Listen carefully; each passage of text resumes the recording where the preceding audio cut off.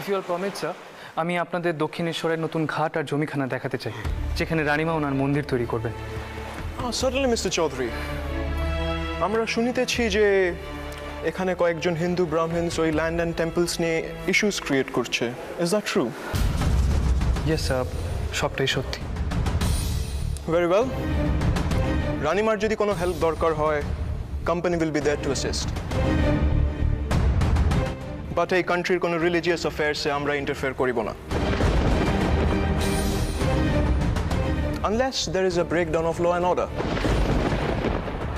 কিন্তু রানীমার যদি কোনো হেল্প দরকার পড়ে, you'll find us by her side.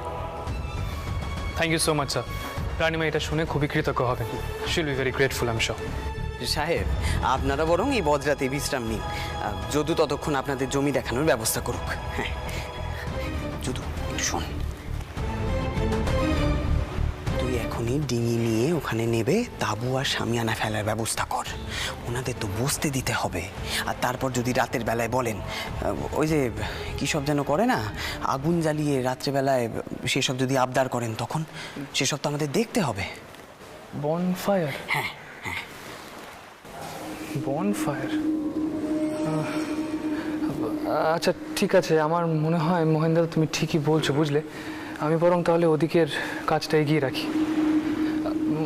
দারিকা, তুই মহেন্দ্রতার সঙ্গেই থাক। আমি এখানেই আছি যদু দাদা, তুমি একদম চিন্তা করো না। I'll take your leave, sir. Very well, young man.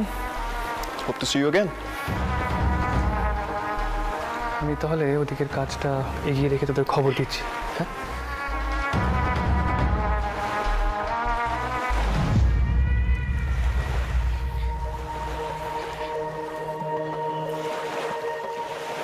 সাহেব, আপনারা যতক্ষণ এখানে বিশ্রাম নিচ্ছেন ততক্ষণ একটু গান বাজনার ব্যবস্থা করি। আমি যে সব কিছুর ব্যবস্থাই করে রেখেছি আগে থেকে। Very well. Why not, Babu? The Lordship, we have a permission today. Right, sir? Absolutely. Very well, Babu. We are ready.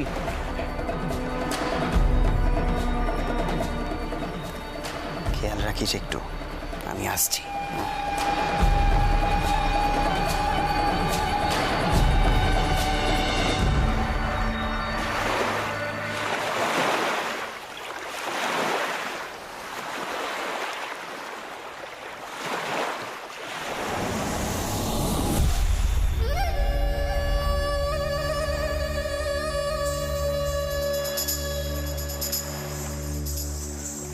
Mohen দাদা, এসব কি করছো তুমি? কি করেছি? যা করেছি বেশ করেছি, আর দিদমার ভালোর জন্যই করেছি। তুই এত কিছু কেন জানতে চাইছিস? ছোট ভাই ছোট ভাইয়ের মতোই থাকবি। আর খবরদার, এই কথাখানা যেন মেশুবাবুর কান অবধি না যায়। আমি কি বলবো মহেন দাদা, কিন্তু বাবা মশাইয়ের কানে এসব পৌঁছবেই।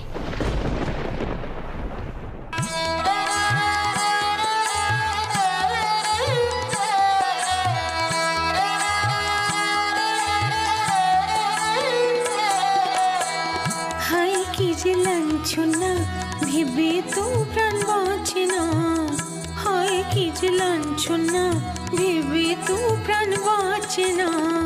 জিগেছে তার প্রেম গিয়েছে পেরেতে মোর গেল না, হায় হায় কি যে লাঞ্ছনা ভেবে তো প্রাণ বাঁচে না, হায় হায় কি যে লাঞ্ছনা ভেবে তো প্রাণ বাঁচে না।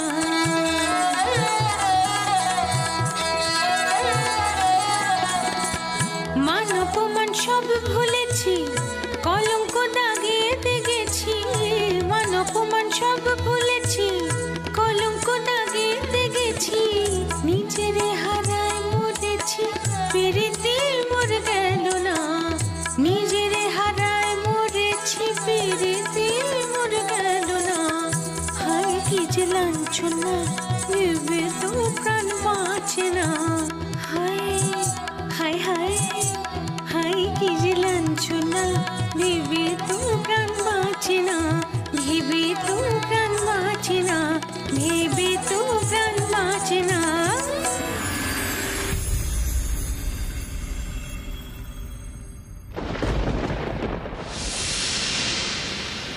মহেন্দ্র না হয় এমনটাই করে, তার খেয়াল ছিল না। কিন্তু তোমারও খেয়াল ছিল না? তুমি জানো না সাহেবদের খুশি করার জন্য নাচ গান এই বাড়িতে হয় না? যদি না হয় জমি দেখতে সেখানে ছিল না, বাইরে গেছিল। তুমি তো এখানেই ছিলে। কেন তুমি আপত্তি জানালে না? কেন? আগে বাবা মশাই, ততক্ষণে তো সব আয়োজন হয়ে গিয়েছিল। কোথায় মহেন্দ্র? কোথায়? হাটামশাই যদি জানতে পারেন কতটা দুঃখ পাবেন, একবারও তোমরা ভেবে দেখলে না? আমি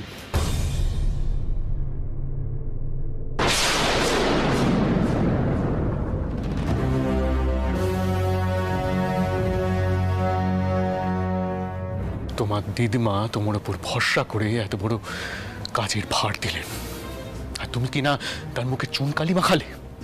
ছি মহেন্দ্র, ছি!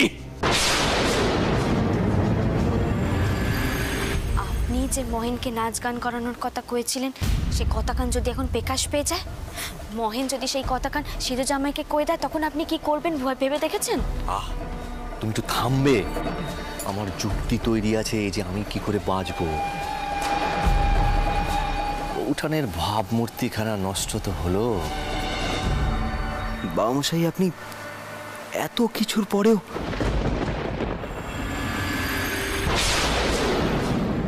মহেন,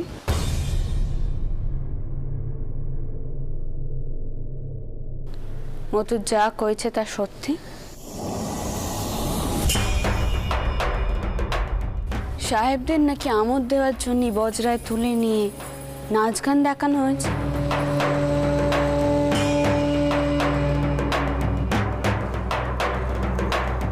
তোমাদের দাদামশাই এসবের কতটা বিরোধিতা করতেন তোমরা জানো না? কিন্তু দিদমা, তাছাড়া সাহেবরা খুশি হবেন কি করে? মানে বড় বড় ব্যবসায়ী পরিবারে তো এমন চলই রয়েছে। তা জানার আমার কোনো প্রয়োজন নেই মহেন।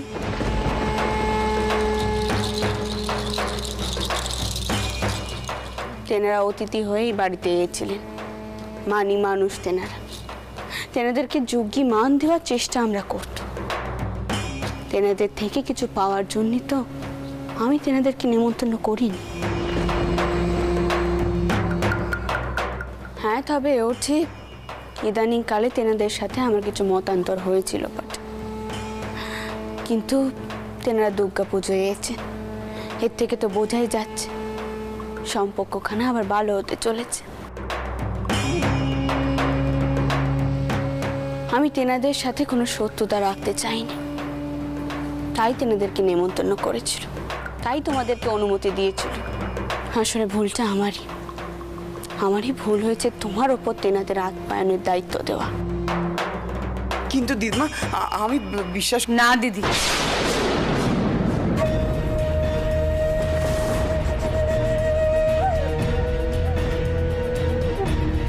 মোহনের ওপর দায়িত্ব দিয়ে তুমি কোনো ভুল কাজ করো না।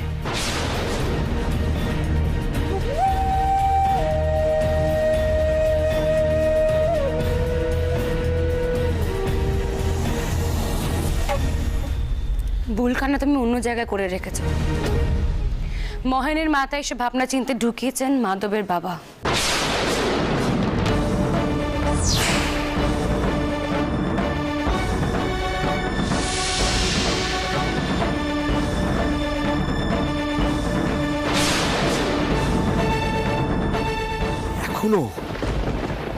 এখনো শত্রুতা সরজু? শুধু তুমি তেনাকে।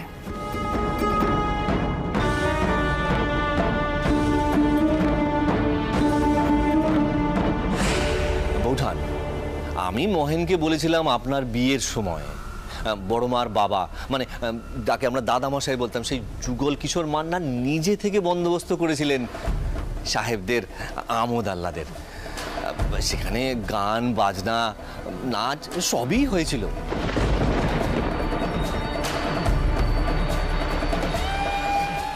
এখন মহেন যদি এটাকে অন্যভাবে নিয়ে থাকে, তাহলে আমার কি দোষ বলুন? আর ইদানিং তো এই সংসার চলেই আপনার ইচ্ছে অনুসারে। এটা তো মহেনের সব থেকে বেশি জানার কথা। এইসব গল্প তার সাথে করতে গেছেন কেন?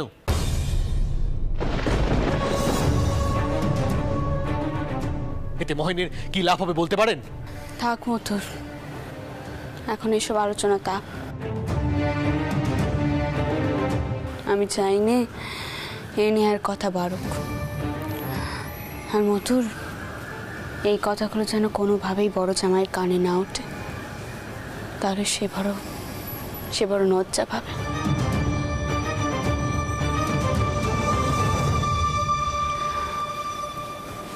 মহেন, এবার নিজেকে শোধরাবার চেষ্টা করো ভাই।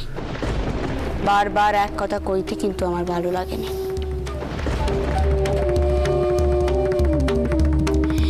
এই বাড়ির একখানে নিয়ম কানুন আছে, রীতি রেওয়াজও আছে, সেই মতো চলার চেষ্টা করো।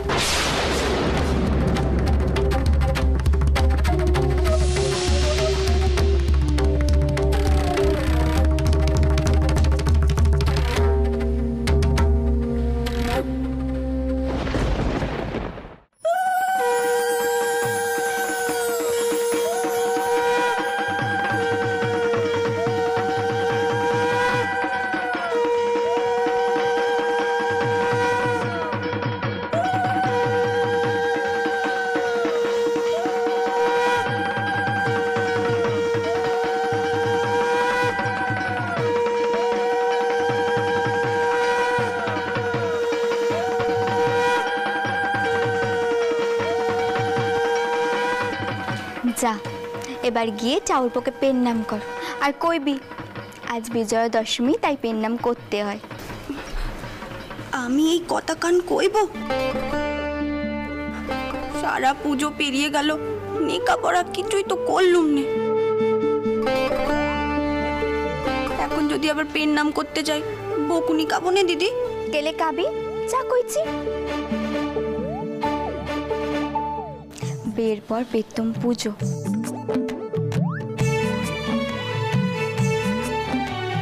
স্বামীর পায়ের দুলো নিবি না মুখ পুরি?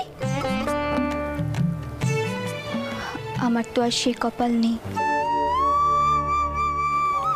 কাল রাত থেকে দোরকানা বন্ধ। দিদমা রাগারাগি করেছেন নে, তাই যা, আর দেরি করিস নি।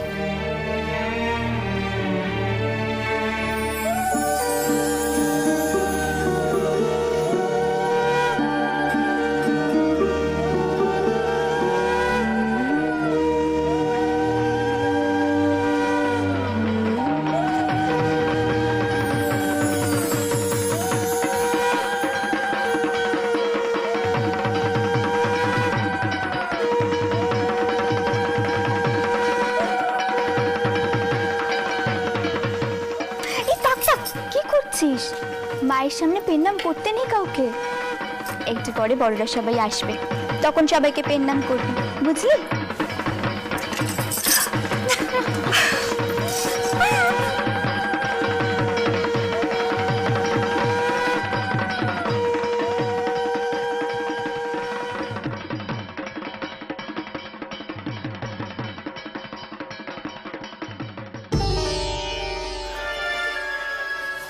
আপনি আপনি এত চঞ্চল কেন বলুন তো? একটু দেখে শুনে চলতে পারেন না? সবে সবে নতুন জামাটা গায়ে দিয়ে বেরিয়েছিল। দেখতে পাইনি, আসলে দিদি কইলো যে বিজয়ের দিন স্বামীর পায়ের ধুলো নিতে হয়। সেই কথা কানে ভাবতে ভাবতে আসছিলাম তো, তাই। না, কোনো পায়ের ধুলো টুলো নিতে হবে না। আর আমি লক্ষ্য করেছি সারা পুজোয় কি করা হয়েছে। দিনরাত শুধু গাল গল্প আর এদিক ওদিক ছুটে বেড়ানো।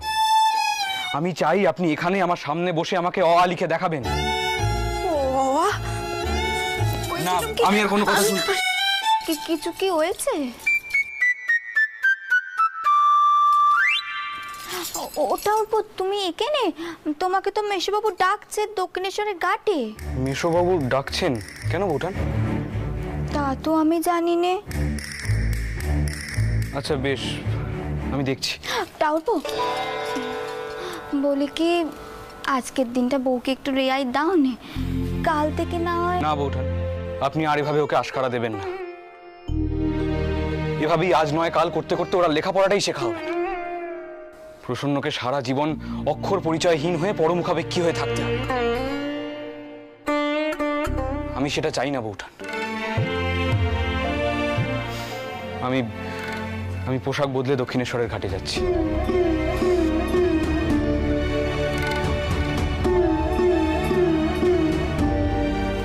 দেখলে দেখলে দিদি, কেন আমি সাত করে বাঘের ঘরে আসতে চাই না? ও দিদি, এখন কি করবো গো?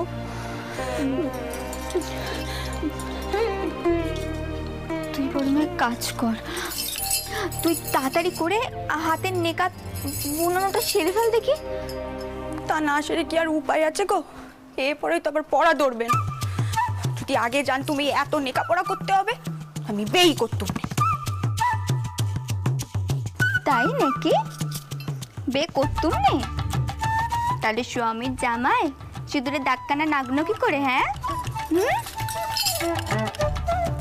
তার জন্য তো আর কম বকুনি কেলুম নে।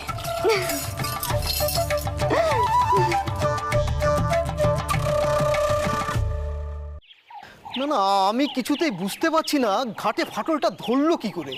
মাল মশলা তো বড়বাবু নিজে থেকে কিনেছেন সব। বাইক লেটেলদের কথা শুনে মনে হচ্ছে যে জল যেখানে আছড়ে পড়ছে ফাটল সেখানে দেখা দিয়েছে। আচ্ছা ঠিক আছে, এগিয়ে গিয়ে দেখা যাক, চলুন। কিন্তু ফাটলটা কেন হলো আমি সেটাই তো বুঝতে পারছি না। মেশোবাবু, হ্যাঁ, আমি এগিয়ে গিয়ে দেখছি, আপনারা ধীরে সুস্থে আসুন। ঠিকাদার মশাই, আপনি চলুন তো আমার সঙ্গে। হ্যাঁ যাই। ভোপাল বেশি বেশি কাছে যাওয়ার প্রয়োজন নেই। যদি ঘাট দুর্বল থাকে তাহলে সমস্যা হতে পারে। আর গঙ্গার বাঁধ বলে কই আসে না, বুঝেছো?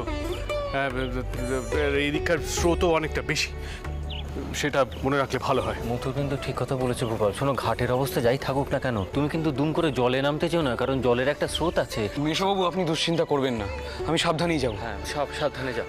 ঠিকাদার মশাই, আমি এগোলুম, আপনি আসুন। হ্যাঁ যাই। আমি তাহলে ঠিকাদার মশাই, আপনি যান, ওর সাথে যান। ঠিক আছে। হ্যাঁ, আমরা এগোচ্ছি, আসুন। কিন্তু মুথুর, দেখো, আমি সত্যি বিশ্বাস করি না মাল মশলায় ভেজালের জন্য এই কাজ হচ্ছে। আমি তো দাঁড়িয়ে থেকে কিনেছি। ঠিক আছে, আটার মশাই আগে চলুন, আমরা গিয়ে দেখি। আসুন আসুন আসুন। না না, মাল মশলাতে কোনো গন্ডগোল ছিল না।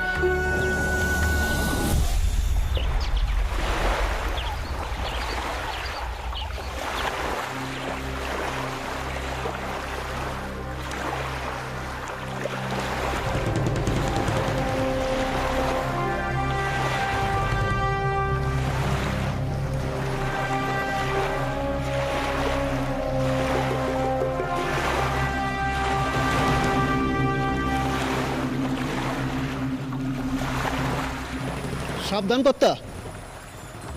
ফাটলগুলো সব দেখা যাচ্ছে ঠিকাদার মশাই। পরীক্ষা করলে এরকম আরো অনেকগুলো ফাটল ধরা পড়বে। এগুলো তো আগে ছিল না, এই কদিনে নদীর জলের ধাক্কায় সব হয়েছে। এরকম করলে তো ঘাট পাট সব ভেঙে যাবে। খাঁটি মাল মশলা থাকলে তো এরকম হওয়ার কথা নয়। দাঁড়ান, আমাকে একটু পরীক্ষা করতে দিন।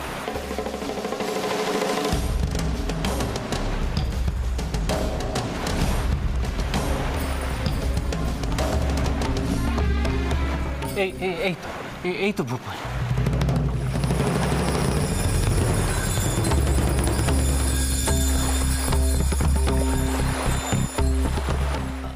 আপনি তো জানেন কর্তা, বড়বাবু নিজে দাঁড়িয়ে থেকে সব মাল মশলা কিনেছেন। আমি সেখানে উপস্থিত ছিলাম মাত্র। না না, আমিও দেখে নিয়েছিলাম, যখন কেনা হয়েছিল তখন মাল মশলায় কোনো ভেজাল ছিল না। ভোপাল, দেখো তো কত বড় ফাটল, কি অবস্থা একটু দেখো তো। আগে বাবা মশাই, অনেকগুলোই ফাটল ধরেছে, কয়েকটা বড় বড় চিরও আছে। কি আশ্চর্য! কিন্তু এটা কি করে সম্ভব? এই ঘাট যখন তৈরি হয়েছে, তৈরি হওয়ার আগে পরে আমরা তো দেখেছি, তখন তো একটু ফাটল ছিল না। হঠাৎ করে কি হলো ঠিকাদার মশাই? নদীর ঢেউয়ের ধাক্কায় এমনটা হয়েছে। তার মানে এটা তো ঠিক, মাল মশলায় ভেজাল ছিল, না হলে এমনটা হতো না। কি দায়িত্ব ঠিকাদার মশাই? মাল মশলায় যদি ভেজাল থাকতো মুথুর, তাহলে নিজে দাঁড়িয়ে থেকে আমি সেই মাল মশলা কিনে আনতাম না। আপনারা বিশ্বাস করুন, আমার লোকজন কিচ্ছু করেনি, বিশ্বাস করুন আমার কথা। মেশোবাবু, হ্যাঁ বাবা মশাই, আমি একটু জলের ধার ধরে এগিয়ে যাচ্ছি, দেখি ফাটলগুলো কত দূর অব্দি গেছে। তুমি আবার বেশি জলে ধার দিয়ে যেও না, তুমি সাঁতার জানো না, সাবধানে। মহাশয় আমি সাবধানেই যাচ্ছি। না দেখে যেও কিন্তু, হ্যাঁ পাটা যেখানে ফেলবে একটু দেখে।